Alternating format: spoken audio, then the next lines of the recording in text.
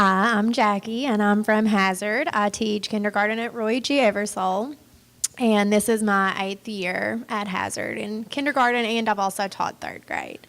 My project this year is about critical thinking. Our students that come to us, like Ms. Holland was saying, they come with a wide range of abilities. Some are reading on a 1st or 2nd grade level, and I have a few that still don't know some of their letters. But we have to do what we can to reach all of them. And one of the things I'm working on with this project this year is their critical thinking skills and their problem-solving skills. It's too easy for them to come up and ask me for the answer or ask me how to solve a problem. What should they do? So I'm trying to foster a little more independence with my students and get them thinking a little bit more outside of the box when it comes to solving their own problems. So in our classroom, we do workstations every day. While I'm meeting with my guided reading groups, my students are going to 3 other stations each day. We do reading stations, sight word stations, math stations, and sometimes a craft to work on our fine motor skills. So I decided this year I would like to incorporate a STEM station. So with my grant, I have worked on getting enough materials to use at a STEM station to interchange things throughout the year so my students have engaging activities to do at that station every week. So some of the things I brought with me today. The first thing I'm going to show you, and on your handout, the things that I received are all listed there as well. This is called Osmo Coding, and I'm not sure how many people are familiar with Osmo, but there are tons of different games and activities that you can use with this, and it works with the iPad. I wrote a grant 2 years ago, and I received iPads and the original Osmo sets. So they've come out with a lot more since then, and this is the newest one. It's coding. So they will, excuse me, they use the iPad and the coding game pieces to control a character on the screen. I tried it out with my little boy last week when we got it. He's 3.5 and he loved it. So I know when I get to use that with my kids at school, they will as well.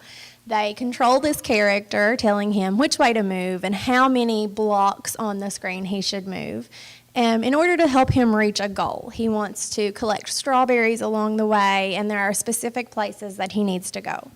So I think that will be a really engaging way for my students to work on problem solving, planning ahead, and really thinking about how to reach a goal that is appropriate for them. Another thing that I received with my grant that I use with the iPads is called Tiggly. I got Tiggly words and Tiggly numbers, and each one has iPad apps that go along with it, and they have manipulatives that the kids use rather than just touching the screen.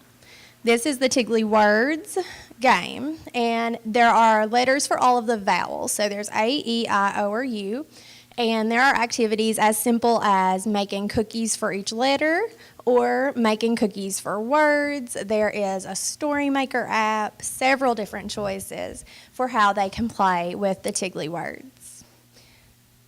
There's also Tiggly Numbers, and in the numbers set, there are these sort of little, not really 10 frames or 5 frames, but they are reminiscent of that. So, yes, they have 1 all the way up to 5, and there are activities for adding, counting. There are a few where they have to think about the combinations of numbers.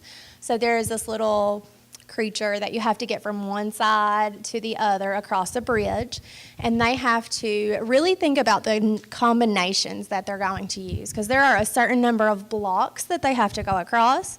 If they use 3 and 2, they have to know that's 5 and that's the right amount that they need. There are a few where they have to use even numbers only or odd numbers only, or they'll fall through the bridge. So that is a really good way to get them thinking about numbers. And so far, they have loved Tiggly. That one has been very engaging for them. There's also a Tiggly Shapes as well, but most of my students on their pre-assessments knew their shapes, so I didn't get that one with our grant. As part of our STEM station, I also got this book that I saw a couple of years ago when I was here, 20 Turnkey STEM Projects for K2. And the thing that I really like about this book is that when you look through and you see the different projects, it offers ideas of how you can differentiate. So if I want to do one of these projects at a station where my kids are there for 15 minutes, I will look through and see what kind of accommodations can be made, such as giving them some pre-assembled parts or different materials. And I would most likely, I haven't done any of these yet, but I would most likely do the building and the designing at a station. Then at the end of the week on Friday, when all of my students have been to that station, we would meet together and we would test out our designs. But this book has 2 projects for every month, and there's a lot of variety and a lot of options for how you use this in your classroom. It's a really good book. I also got with my grant some Lakeshore Learning STEM kits. I got fairy tale kits. There is one for Goldilocks and the 3 Bears, one for the 3 Billy Goats Gruff, and one for the 3 Little Pigs. I also got some early learning kits, and this is one of them. I took the blocks out today, but I did bring the box to show you and a few examples. So we've used this one over the past couple of weeks, and they have enjoyed it a lot as well.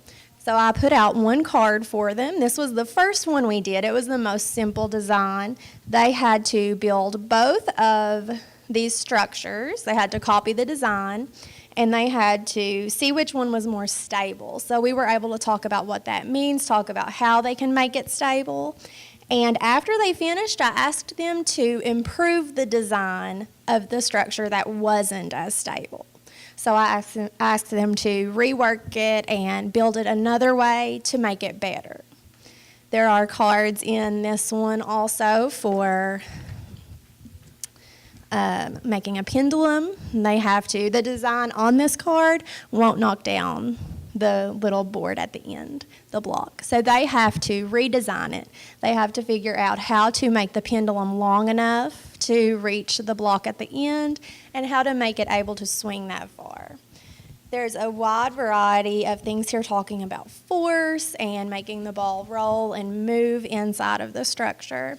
I also got with this set some water kits where they will use different tubes and structures to reach different goals in that way as well.